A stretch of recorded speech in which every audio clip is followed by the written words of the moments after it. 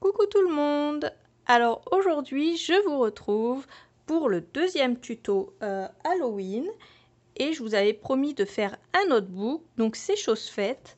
On va faire le notebook qui va aller dans la boîte. Il se présente comme ceci sur le devant, la tranche elle est comme ça et à l'arrière on retrouve ce papier là.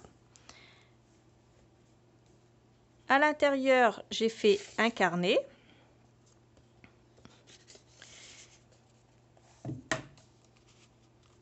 J'ai fait également, vous voyez, deux notebooks avec des pages sur lesquelles on peut écrire, on peut coller des photos, on peut mettre un petit peu tout ce qu'on veut. Je vous explique aussi dans le tuto qu'on peut mettre du papier qui est imprimé des deux côtés, mais aussi du papier imprimé d'une seule face pour pouvoir écrire sur toutes les pages. Moi j'ai décidé de le faire comme ça, mais chacun fait comme il veut. Je pense qu'on peut quand même écrire sur les pages, même si elles sont décorées, parce qu'il y a quand même pas mal d'endroits où il y a des possibilités de mettre des petites notes. Et le deuxième carnet se présente comme ceci. Alors c'est les mêmes papiers, mis différemment, tout simplement.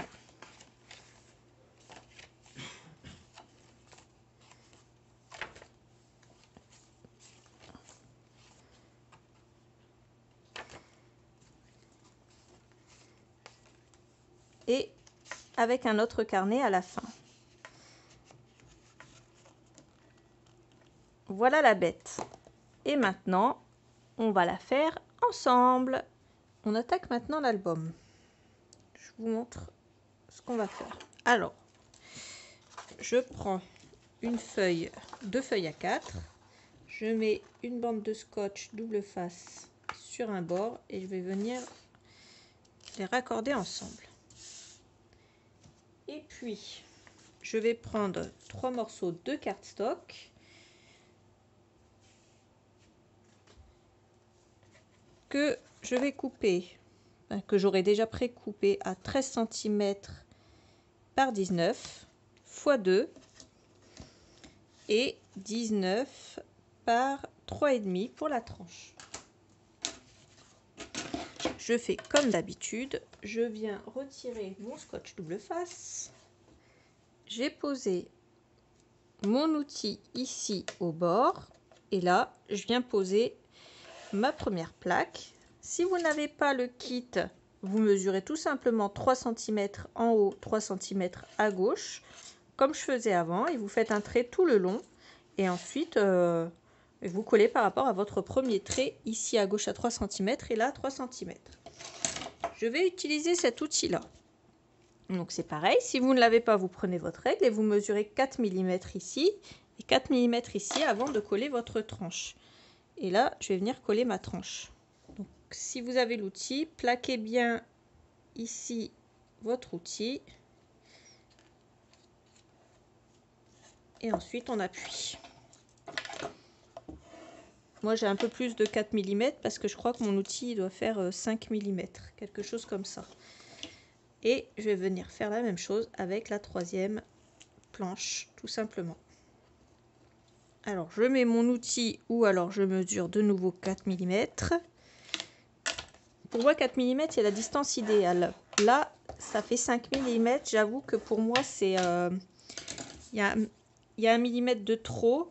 Mais après, cet outil il est tellement pratique que honnêtement, c'est pas dramatique.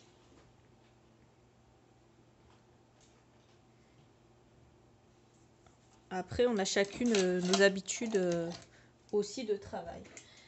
Je commence à m'habituer aussi. Alors ensuite, cet outil-là, on va le mettre dans ce sens-là.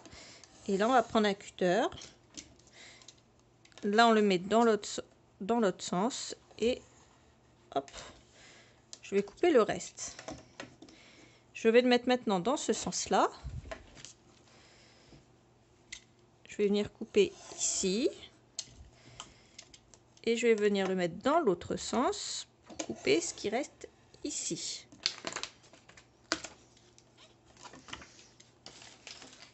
Et je peux ranger cet outil-là aussi. Vient le dernier outil pour faire les coins. Celui-là, il est vraiment pratique. Parce que moi, j'ai jamais eu de problème pour faire mes coins. Mais c'est vrai qu'au début, c'est pas forcément évident. Donc, si vous êtes débutante, c'est vraiment un outil idéal. Il n'y en a pas encore sur la boutique, peut-être un jour. Mais c'est vrai que pour l'instant,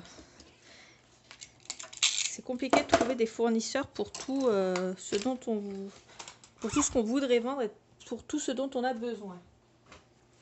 On va finir de coller nos rebords. Et là, je vais tout simplement venir rajouter du scotch double face des 4 côtés.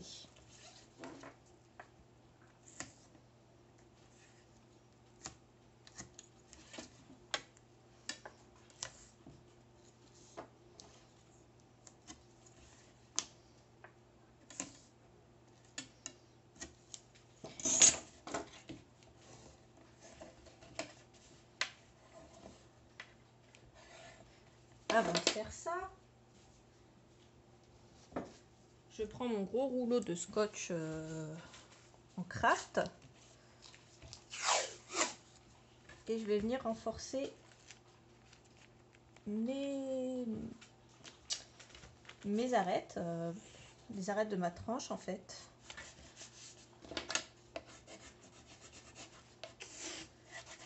Moi je le fais systématiquement.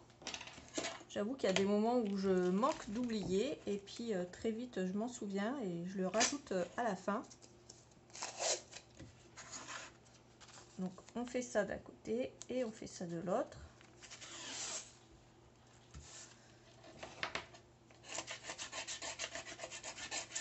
Voilà, ça n'a pas besoin d'être parfait, hein. Ça va être à l'intérieur, donc c'est pas très grave si c'est pas parfait. Et une fois que ça c'est fait, on va pouvoir abattre nos côtés. Moi je rajoute toujours de la colle.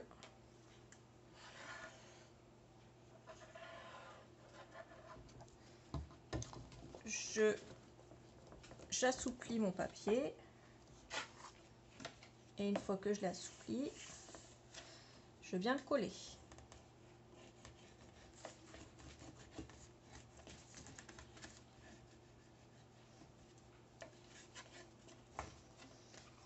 Je mets mon outil dans la tranche, au niveau des arêtes de la tranche, au niveau de ma pliure.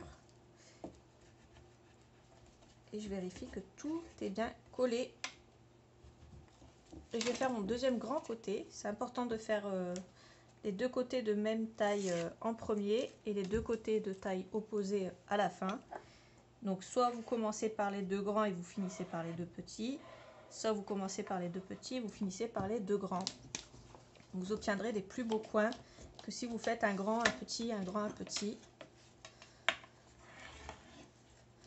Ça paraît tout bête, mais c'est des petits détails comme ça qui font la différence sur un album qui peut être vraiment parfaitement réussi et sur un album qui peut être juste avec des défauts.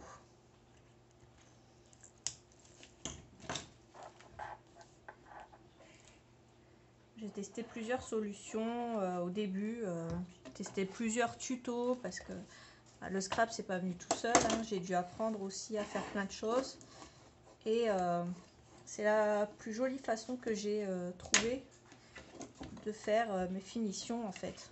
Parce qu'au début c'était pas top et puis c'est mieux après. Alors.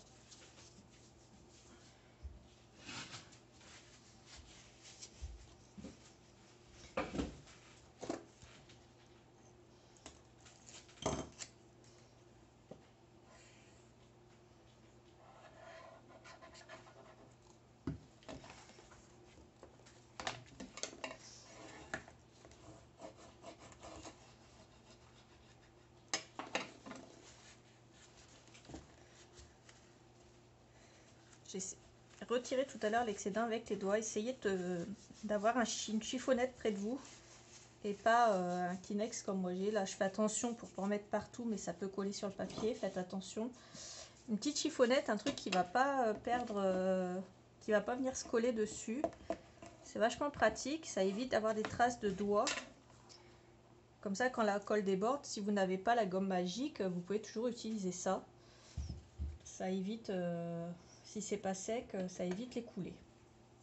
Je vais maintenant prendre une feuille pour recouvrir la partie centrale.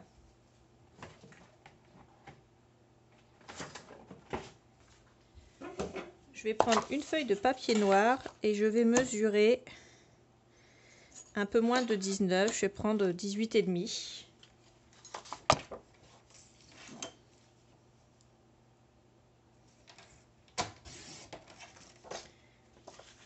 Et normalement, je retouche pas sur les 29,7.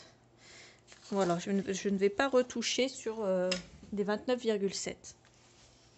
Je vais faire comme à mon habitude, je vais refaire un grand cadre.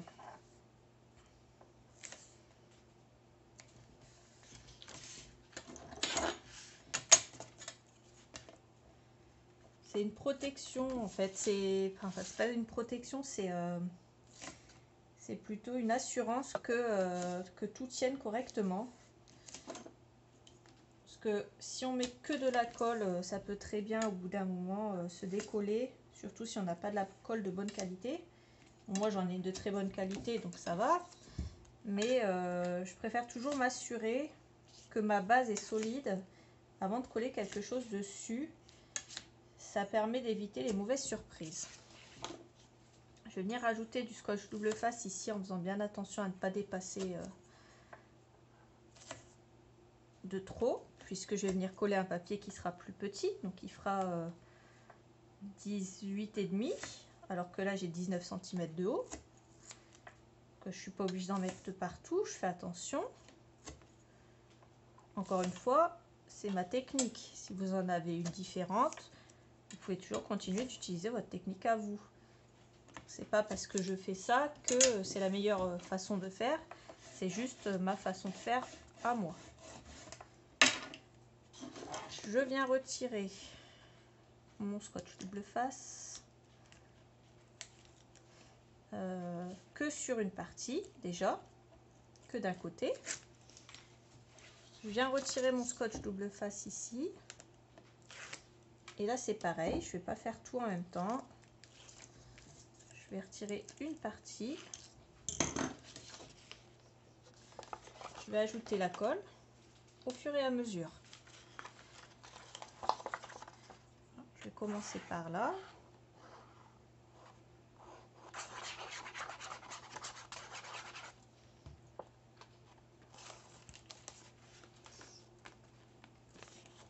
Et je vais voir pour venir coller ça bien droit. Alors je peux mesurer, bien entendu, je peux mesurer en haut et en bas pour avoir de 2,5 mm en haut et 2,5 mm en bas. Moi je fais ça à l'œil, hein. De toute façon ça va être recouvert après par du papier.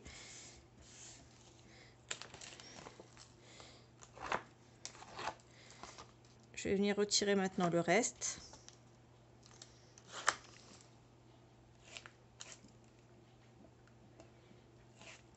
Je retire pas tout d'un coup. Comme ça, je m'assure que mon papier est bien droit avant de tout fixer définitivement. Je vais venir rajouter ma colle ici.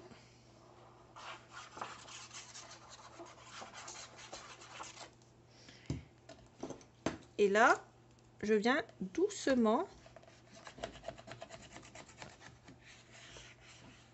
coller ma feuille. Alors, je fais déjà ici. Ensuite, je fais ma tranche.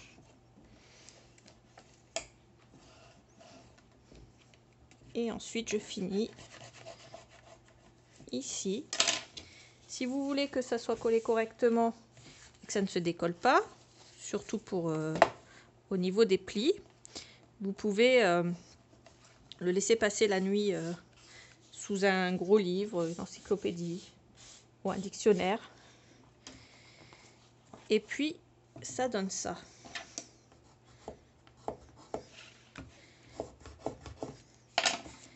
On va maintenant recouvrir notre petit notebook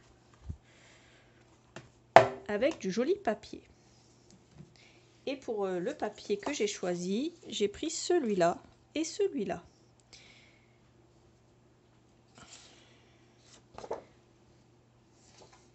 Ces papiers sont, je vous l'avais déjà précisé dans l'introduction, mais ces papiers sont donc des papiers imprimables que vous pouvez imprimer à la taille que vous voulez. Donc si vous voulez, vous pouvez prendre 2 fichiers et les imprimer pile à la bonne taille.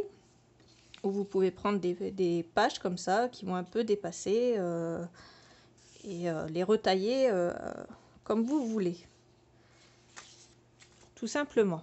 Moi j'ai décidé d'imprimer 2 feuilles A4 sur la même feuille sur la même feuille A4. Donc là c'est 2 fichiers que j'ai sélectionnés en même temps avec mon imprimante et j'ai fait une impression sur la même page. Comme ça, j'avais sur ma feuille A4 qui se présente comme ça, j'avais les 2 fichiers l'un à côté de l'autre. Comme ça, je les ai en plus petits et j'ai tout ce dont j'ai besoin et tout ce que je voulais avoir sur mes feuilles. Après, vous pouvez faire comme je vous ai dit tout à l'heure, prendre une grande et la couper comme vous voulez. J'ai ensuite pris cette feuille-là et sur cette page-là, j'ai coupé à 3,2 cm sur 18,7 puisque mon album fait 19. Là c'est pareil, j'ai coupé 18,7 pour les deux papiers décor par 12,7 et je vais venir le coller comme ceci. Je vais également rajouter des coins en métal. J'ai ces jolis coins en métal là que je vais venir ajouter dessus. Alors si vous en avez des différents, c'est pas très grave. Et je vais voir, je ne sais pas encore si je vais rajouter un anneau. Je verrai si ce que je vais faire me le permet. Pour coller mes coins en métal, j'utilise tout simplement ma colle Art Glitter. Parce que c'est une colle géniale.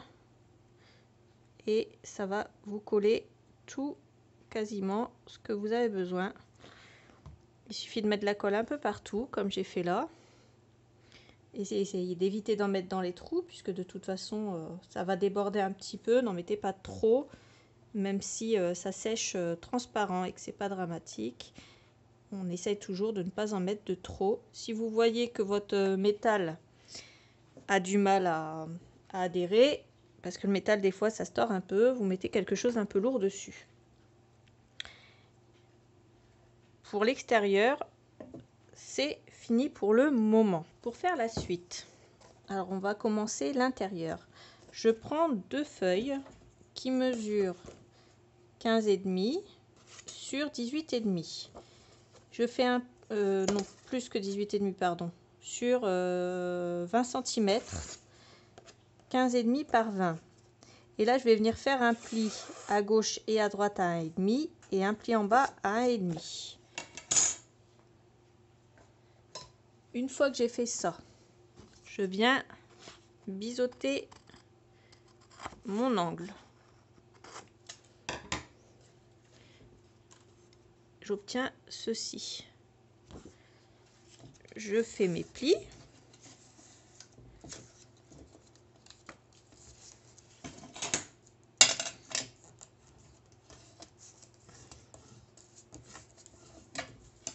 Et je vais venir, une fois que j'ai plié, le mettre dans mon massicot et je vais venir couper en diagonale. Donc le premier, je coupe dans cette diagonale et le deuxième, je vais couper dans l'autre diagonale. Comme ça, je vais avoir une pochette qui va être comme ça et l'autre qui sera comme ceci. Après, si vous voulez faire autrement, vous pouvez, il n'y a pas de souci. Comme à mon habitude, je viens retirer le scotch double face. Faites attention au niveau de l'angle ici. Si vous avez ici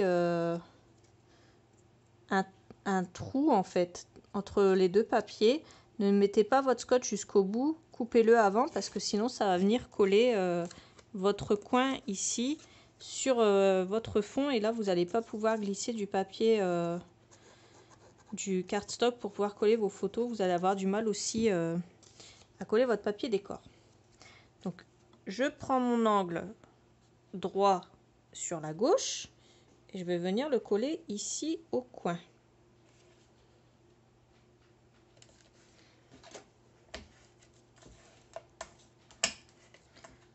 je fais la même chose avec l'autre angle qui va se trouver bien sûr dans l'autre sens.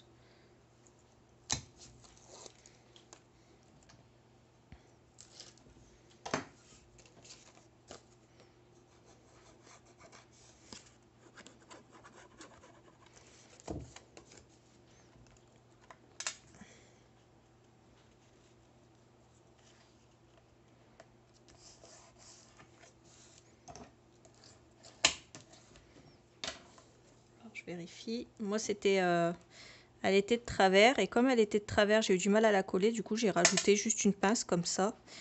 Et puis, ça s'est très bien collé. Voilà pour la petite histoire. Ensuite, on va décorer le côté gauche et le côté droit. Et là, vous faites travailler votre imagination. Vous faites absolument ce que vous voulez. Moi, j'ai imprimé plusieurs fois le même papier. Je ne saurais même pas vous dire pourquoi. Il y a vraiment beaucoup de papier dans cet album. Là, je ne les ai pas tous imprimés, bien entendu. Mais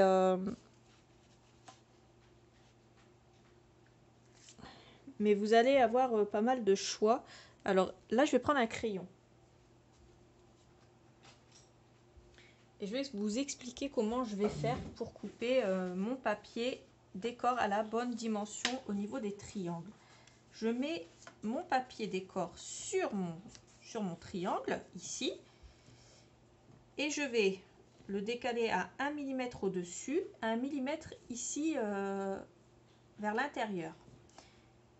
Ici, j'ai le trait, j'ai la fin de mon triangle. Ici, c'est pareil.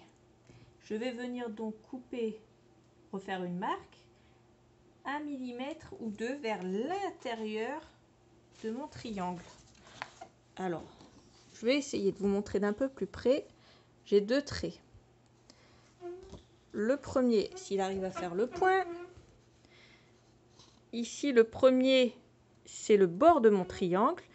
Ici, j'ai mis un autre trait de crayon à 2 mm avant. Et là, j'ai fait exactement pareil. Et c'est sur le deuxième trait de l'intérieur que je vais couper mon papier décor. Là, je me retrouve avec le triangle parfait pour ce que je veux faire.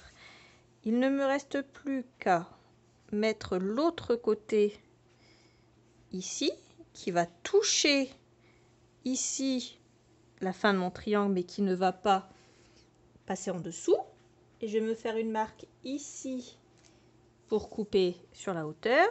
Et je vais me faire une marque ici, 2 mm avant mon angle ici, mon pli. Et je vais venir couper là sur la hauteur. Voilà ce que j'obtiens. Si c'est nécessaire, je retaille mon angle ici en faisant bien attention à ne pas déborder de trop.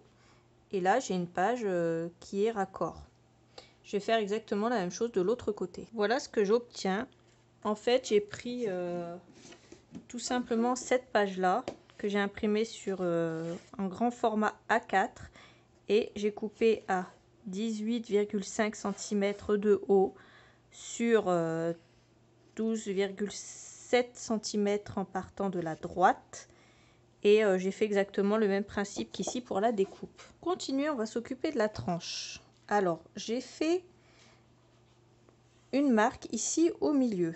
Alors moi, je me suis repérée sur mes plis. Et moi, d'un pli à l'autre, j'ai 4 cm. Donc, j'ai fait 2 cm. Vous pouvez vous repérer à votre cartonnette qui fait 3,5 et mesurer 1,7 à peu près. C'est la moitié de 3,5. Sur ce trait du milieu, j'ai mesuré de chaque côté 1 cm en haut et en bas. Et j'ai fait un trait. J'ai également mesuré un trait d'1 cm à partir du bord, donc de ce bord-là, bien entendu, et de ce bord-là. Et je me suis refait une marque ici. J'obtiens 4 points. Sur ces 4 points, je vais venir percer avec ma cropadille et je vais prendre le 3/16e. Et c'est simple puisqu'ici, il y a un trou. Et avec ce trou, je vais pouvoir repérer, je vais pouvoir le mettre au milieu de mon repère. Alors,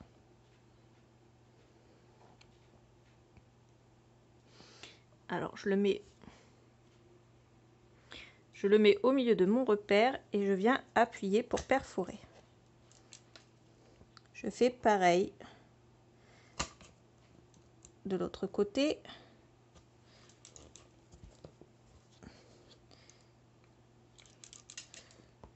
Et sur les deux autres en face.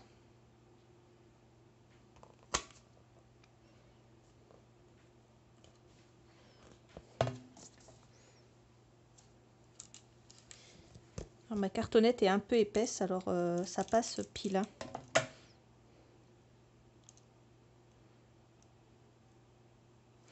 Elle fait 2 mm plus les papiers. C'est un peu épais, mais ça passe.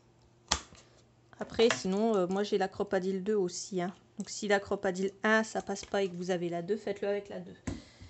Bon, là, ça passe. Hein. Je vais ensuite prendre 4 œillets. Je prends 4 œillets noirs. Ce que je peux faire si je veux, c'est aussi coller du papier décor ici. On peut en rajouter. Ça fera joli aussi. Hein.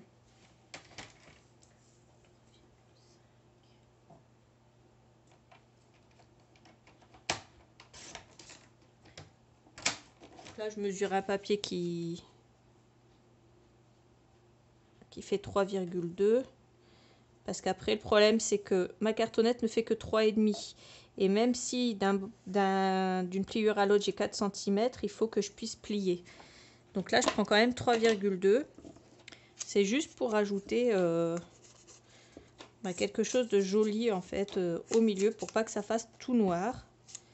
Parce que malgré le fait qu'il va y avoir les petits notebooks, les petits carnets, on peut voir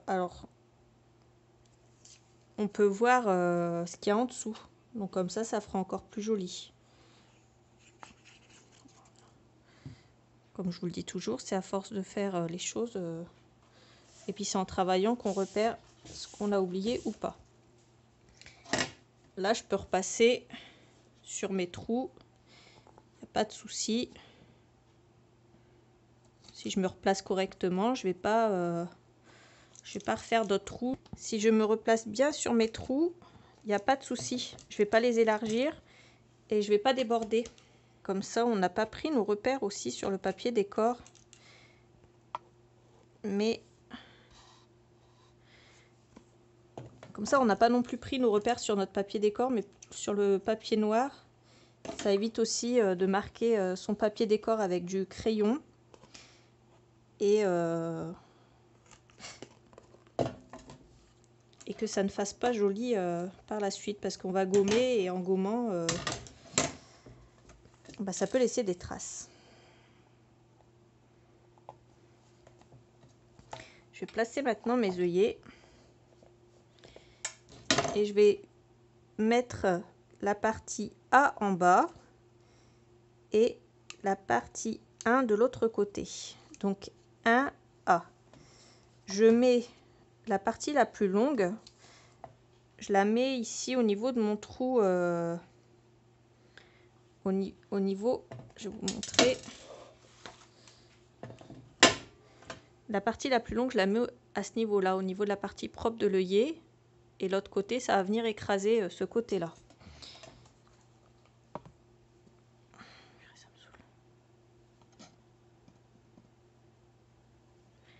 Donc, je la glisse à l'intérieur, je me mets bien droite surtout, et hop, je viens écraser mon œillet. Je fais pareil pour les 4. Moi, je vais pas mettre l'anneau. Si vous voulez le mettre, quand vous faites vos premiers trous, c'est à ce moment-là qu'il faudra le placer ici, avant de recouvrir de papier décor. Mais je vous aurais mis une note, bien entendu, parce que je vous explique ça maintenant que j'ai collé le papier. Donc, je vous aurais mis une note juste avant. Comme je fais d'habitude quand j'oublie de vous dire les choses, parce que je les ai pas faites au bon moment. Donc, j'en suis là. Maintenant, je vais fabriquer mes carnets. Pour fabriquer mes carnets, je vais prendre les papiers imprimables de l'album, toujours. Et je vais les imprimer sur du papier A4, mais je ne vais pas transformer en fait la taille de l'image. Donc, je vais les imprimer en format réel. Et en format réel, j'obtiens des pages comme ça. Alors, elle mesure en hauteur un tout petit peu moins de 19 cm, 18,9. Et sur la largeur, elle mesure 24,2. Alors comme je vous dis, j'ai pas choisi le format, je l'ai pas transformé. Je vous montre le papier. Alors, j'ai pas tout imprimé des deux côtés. Il y en a certains qui sont imprimés des deux côtés. Alors non, celui-là c'était un en trop, mais je vais quand même le glisser dedans, comme ça je pourrais écrire de ce côté-là si je veux. Les autres sont imprimés des deux côtés. Je vous montre tous les papiers, comme ça vous allez voir ce que ça donne. Ils sont vraiment magnifiques. Et pour le coup, ça fait un joli notebook d'Halloween, je trouve. Pensez à vérifier que vos papiers sont tous dans le bon sens avant de les assembler. C'est pareil, hein, ça paraît tout bête, mais des fois, c'est les petits détails comme ça qu'on n'a pas fait dans une vidéo. Et à la fin, on se dit, et zut! Ou comme on dit dans le sud, au pétard, je me suis plantée. Voilà, voilà. Et il y a enfin celui-là. Et celui-là. C'est tellement bien fait en fait que mon chéri la dernière fois en les sortant de l'imprimante, il a essayé d'attraper un papier et il a dit « Ah mince, ça s'attrape pas !» Donc j'en ai fait un premier avec exactement les mêmes papiers. Et là je vais vous montrer ce qu'on va faire sur le deuxième. Donc on va déjà les plier ici en plein milieu. Et une fois qu'on a tout plié, je vais vous remontrer la marche à suivre. J'ai tout plié, j'ai tout mis dans le bon sens et je vais prendre ma page en plein milieu et je vais faire attention à ce que ce soit bien droit en haut et en bas. Et là moi je vais prendre mon agrafeuse magique. Alors hop, c'est une agrafeuse à tête rotative, ce qui veut dire que quand je vais la mettre comme ceci, et bien ça va m'agrafer dans le bon sens mon papier. Je vais vous montrer ça. Alors je la mets comme ceci. J'essaie de bien mettre au bon endroit mon agrafe et regardez ce que ça donne.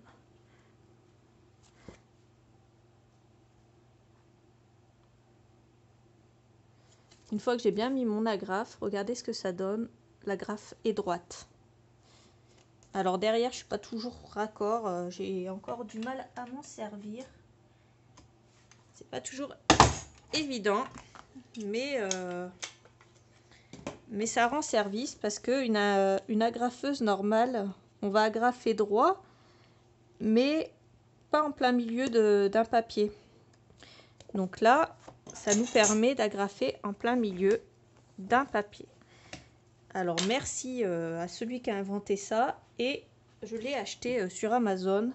Je vous mettrai le lien dans la barre d'infos avec les autres liens de ce qui concerne la vidéo. Je vais maintenant mettre des pinces. Alors vous prenez des pinces à linge, là c'est des pinces comme ça. Voilà, c'est vraiment du basique. Donc là on prend des pinces, on va prendre une règle de préférence en métal. Pourquoi de préférence en métal? Parce que on va pas riper dessus et on risque pas déjà de l'abîmer, de riper dessus et là on est sûr de faire une découpe bien droite. Alors étant donné que on a fait des plis et qu'on a mis ça sous forme de livre, vous voyez ça se pousse ici les feuilles, donc forcément on va avoir le côté droit qui sera pas tout à la même taille. Donc là je prends ma règle et je vais venir couper l'excédent.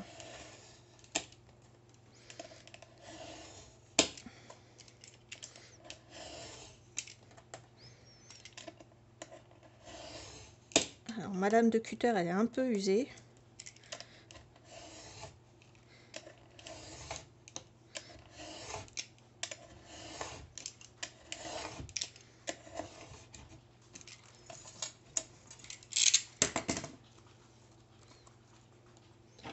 Si j'ai du mal, je viens couper le reste avec des ciseaux. Du moment que je suis partie bien droite au début, ça ne devrait pas poser de problème. Pour les petits détails, bien entendu. Voilà ce que ça donne. Je suis droite partout. Et là, je viens prendre mon encre, ma Distress Oxide Vintage Photo. Vous savez, c'est mon encre préférée pour ancrer tous mes papiers. Sauf quand j'utilise du noir. Mais 90% du temps, je prends celle-là. Et je viens passer sur tous mes bords. Dans le simple but de vieillir un peu ce papier qui a été imprimé sur du papier blanc.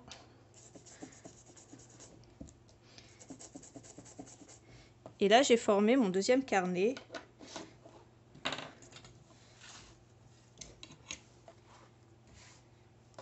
Celui-là, il était comme ceci. Et celui-là, voilà, j'ai pas mis les pages dans le même sens. Ce que je peux faire, c'est que, étant donné que quand j'ai imprimé mon papier, j'ai eu beaucoup d'étiquettes. Vous verrez, si vous achetez le papier, il y a beaucoup d'étiquettes qui ont été imprimées, qui ont été fabriquées plutôt. Et là, bah, je peux tout simplement venir rajouter des étiquettes. Alors moi, je le ferai à la fin. J'aime bien faire mes finitions vraiment en dernier. Maintenant, on va s'occuper de raccorder nos pages, nos petits carnets à l'intérieur de notre album. Et pour ça, je vais prendre de l'élastique. C'est de l'élastique rond. Il doit mesurer, je crois, 2 mm, quelque chose comme ça. Donc j'en passe un morceau ici et là.